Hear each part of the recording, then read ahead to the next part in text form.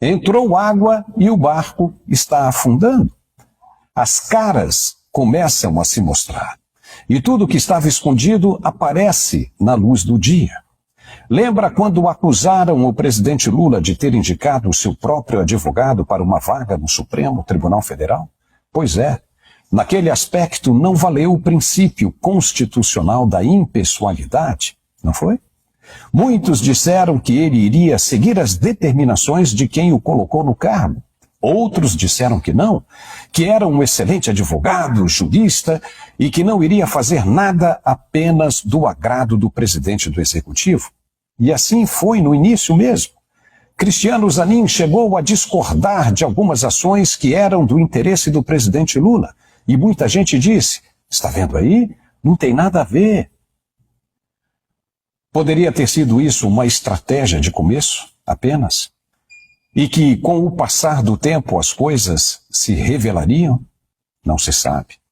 Mas a verdade é que o governo corre contra o tempo. E os cofres ficam cada vez mais vazios. Não se pode dar o luxo de perder a arrecadação em um momento em que manter os caprichos se faz mais necessário. Sim, caprichos.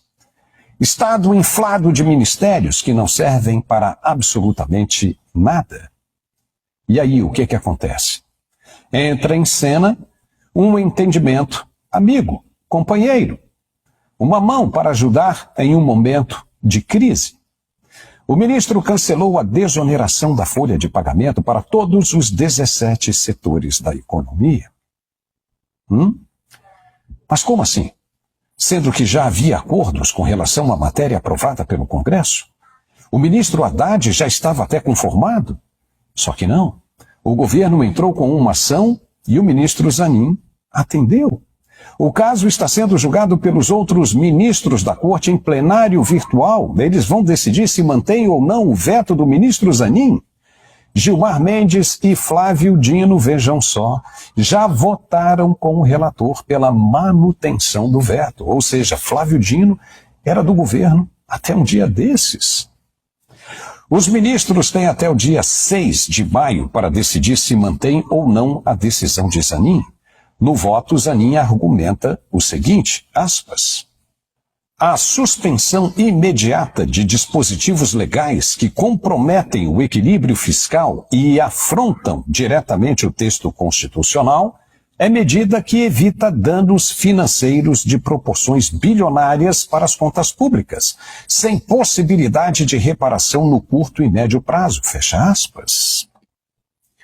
A resposta do Congresso Nacional, que pensava que o assunto já estava resolvido, que já tinha terminado, que eram águas passadas, foi imediata e de imensa surpresa. Até o presidente do Senado, Rodrigo Pacheco, convocou uma coletiva de imprensa na manhã desta sexta-feira para explicar o que vai fazer. Ele se encontrou com a equipe jurídica do Senado logo pela manhã e decidiu entrar com um agravo regimental, pedindo a revisão e derrubada da decisão do ministro Zanin.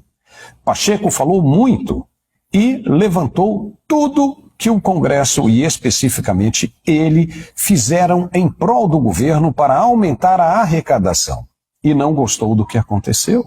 A fala dele está um pouquinho longa, mas é importante também que você ouça e saiba o que está acontecendo. Veja.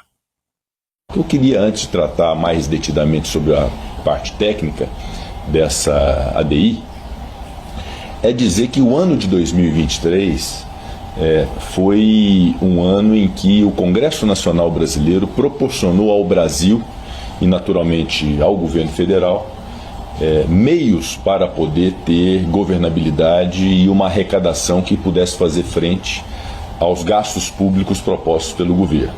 Percebam que já antes do governo Lula assumir, o Congresso Nacional, num gesto muito importante, acredito até inédito na República, autorizou através de uma emenda constitucional que houvesse um espaço fiscal através da PEC da transição.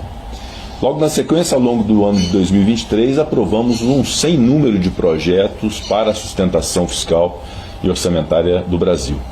Projetos como a alteração do regime fiscal e do arcabouço fiscal, como lei complementar, um projeto que disciplina as decisões do CARF na linha do que foi a proposta do governo federal, um projeto referente à tributação de offshores e também tributação de fundos exclusivos, um projeto de tributação das apostas esportivas, não é? E mais ao final do ano, uma alteração no regime de subvenções através da medida provisória 1085, também aprovada. Tudo isso, no final das contas, representou uma realidade para o Brasil que é importante todos conhecerem, é uma realidade de arrecadação nos primeiros 3 meses do ano de 2024, muito além do que foi a arrecadação nos primeiros 3 meses de 2023.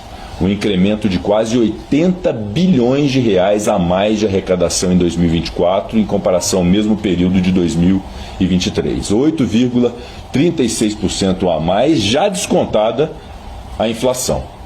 E esse foi um trabalho da Câmara dos Deputados, um trabalho do Senado Federal, um engajamento muito forte em casas em que o governo não tem maioria, justamente para que pudéssemos proporcionar uma arrecadação que fizesse frente aos gastos públicos e a proposta e o planejamento do governo para o Brasil.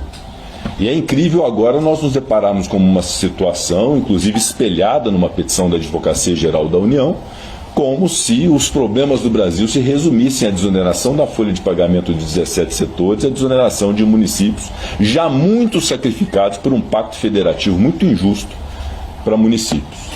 Portanto, isso definitivamente não é verdade dentro de um contexto que é o contexto em que a arrecadação proporcionada pelas medidas do Congresso Nacional foram muito além do que o impacto orçamentário e financeiro dessas duas medidas de desoneração de folha para setores da economia, justamente para que possam manter a empregabilidade. A razão de ser é esta: esses setores são autoempregadores, a folha de pagamento tem um grande impacto na sobrevivência desses setores, eles geraram emprego mais do que a média dos outros setores nacionalmente. Então há uma lógica da prorrogação dessa desoneração que, aliás, vem desde 2011, não é fato novo, não é uma novidade aqui desse Congresso Nacional nesse instante.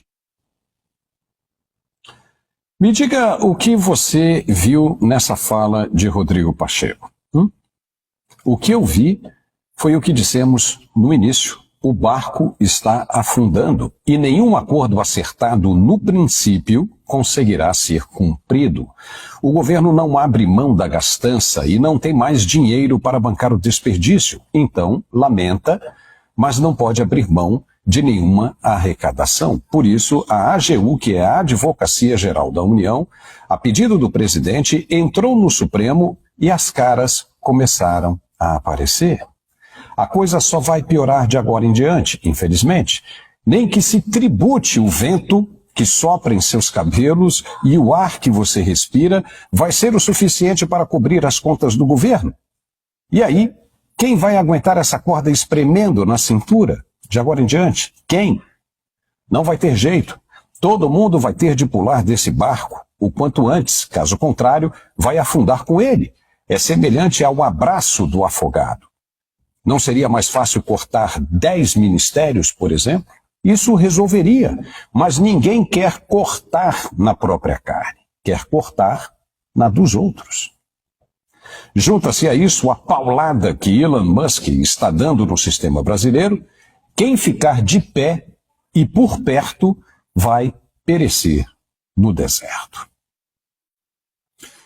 E agora nós vamos falar da saúde.